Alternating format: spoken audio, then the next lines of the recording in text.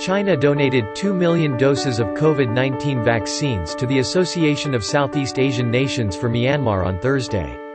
Chinese ambassador to Myanmar Chen Hai said it was in support of ASEAN's humanitarian assistance to Myanmar. At his residence in Yangon, the Chinese ambassador handed over the donation certificate to Cambodian Foreign Minister Prak Sokhon, the ASEAN Chair's special envoy on Myanmar, and ASEAN's Deputy Secretary General Ekafab Phanthavong. The Chinese ambassador said that the donation fully reflected China's high regard for the centrality and the role of ASEAN, as well as China's firm position to support ASEAN's humanitarian assistance to Myanmar. Sokhon expressed his appreciation to China for the donation, saying China's assistance has fulfilled its commitment to ASEAN centrality. To date, China provided 51 million doses of COVID-19 vaccines to Myanmar.